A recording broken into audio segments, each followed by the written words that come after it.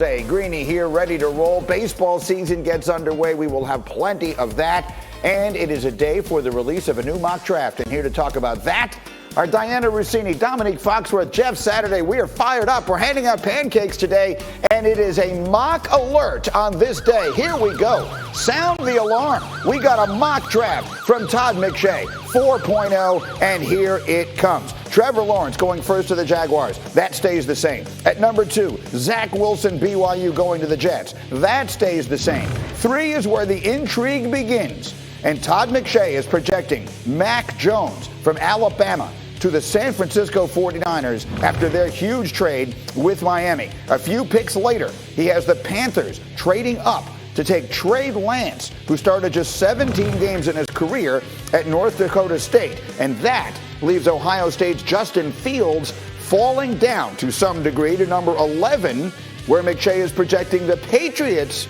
move up to get him and start their post-Brady rebuild in earnest. So here it is, the top 11 of McShay's new mock draft. You'll see the quarterbacks of the first 3 picks, 5 in the top 11. Lawrence and Wilson, 1 and 2, not a surprise. Again, some of the trades are fascinating. And the fall, if you will. Again, we've seen highly touted quarterbacks fall a lot farther than number 11. But to see Justin Fields, the 5th quarterback in this draft, is fascinating. Diana, as you talk to people around the sport, what do you hear? So I don't have, just from gathering the information I was able to get, I don't have Justin Fields falling as far down as Todd McShay does, but Todd always has something behind it. But that being said, this is what's interesting, okay? So in terms of the evaluation, coaches, GMs, scouts, they all pointed out, he is so talented. He's got a strong arm. All that natural athleticism is there. But here's a little bit of the question marks. It's his ability to progress after the first read, see those defenses. And when you watch Ohio State and you see that offense, sometimes he's just not asked to do that. So some of this is coaching, but the coaches in the NFL, they want to be able to see that he can do that he can get rid of the ball, that he won't hold the ball too long. So that's really an area right now that I hear GMs and coaches are focused on in terms of making comparisons of a Justin Fields to, say, for example, like a Mac Jones, who's been considered a really progressive reader of defenses. All right, so Dominique, let me come to you on all of this. You buying it on Justin Fields sliding down to 11 and being the 5th quarterback in this draft?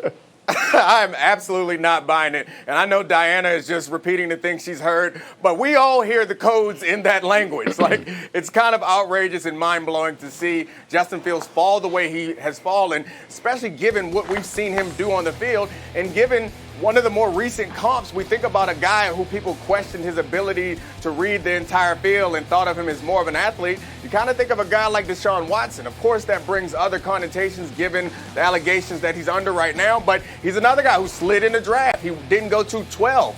But you find out that the league, the NFL, is a lot more like college than it was once before. And these athletic quarterbacks, again, with the coded language, find a way to be effective in this league. And I can't imagine. I don't know. I've been thinking about this all morning. I think Todd McShay is doing an April Fool's joke on us, because there is no way it's that rascal McShay is trying to fool us. Later on, he's going to come on and say April Fool's, because there is no way that I see Justin Fields sliding this far. McShay will be live with us off the top of our next hour, so we'll be able to find that out. Jeff Saturday, you have been around Justin Fields a really long time. What is your perspective here? Yeah, it's interesting, Green. Like, I watched him in high school. He was at Harrison High School, which was close to me. I watched him, discussed it with his head coach, and I watched this kid make progressive reads in high school. So this conversation that he can't do it now, I just don't understand it. I mean, you think about the game at Northwestern. I think a lot of people started throwing shade towards him after that game. But this kid showed you in Clemson playing injured, against Alabama playing injured. This guy's done everything he needs to do to check all the boxes. The pro day stuff, listen, I'm one of those. I mean, how important really is it, right? The guy's shown he can throw the ball. He's fast. He's athletic. He can do all these things. I think it's absurd that he's fallen to where he is. I mean, thinking about 4 months ago, they were comparing he and Trevor Lawrence. I just don't understand it. It is a remarkable thing, because that is, for those who follow this, when this season began, the question was, could Justin Fields surpass Trevor Lawrence and become the number one quarterback in this draft? Now, all of a sudden, the idea that he himself has been surpassed by these other players to become the fifth quarterback in this draft. Diana, go ahead. So this morning, Dominique made a great point. He was saying to me, the comp for him should be like Josh Allen. And when he said it, I was like, I don't know about that, Dom. So I just made some calls to people that were at the pro day to see if that matched up. And go figure, Dom was right. Josh Allen is a great example, based on the people I was talking to, of a comp. I think where we're going through this, it's the best way for us to understand who these players are and potentially who they could be is to compare them to a guy that's in the league now and having success. But here's why the comp is to Josh Allen. It's the height, the athleticism, the strong arm. But also, this one coach made a great point to me. He said, if you're going to make the comparison to Josh Allen, you got to also make the comparison of the organization, the weapons, the coaching that is built around Josh Allen. That's right. To make him successful. So this could just be, a situation where Justin just needs to go to a place like Buffalo where they can bring out the best in him. Right, Tom? I'm so happy to have you on because you are setting me up so perfectly because that's my feeling about all of this. It's like we keep talking about these players like this is basketball, like you can just get LeBron James and drop on your team and do better. Like if we look over the past several years of all the successful rookie quarterbacks that we've had in this league, they've all fallen into great situations. Patrick Mahomes, that is a perfect situation. You look at Justin Herbert, he goes out there with a bunch of weapons. That's a great situation. Josh Allen, great situation. Dak Prescott, great situation. Russell Wilson, great situation. So let's stop pretending like it's all about these players. They're all super talented.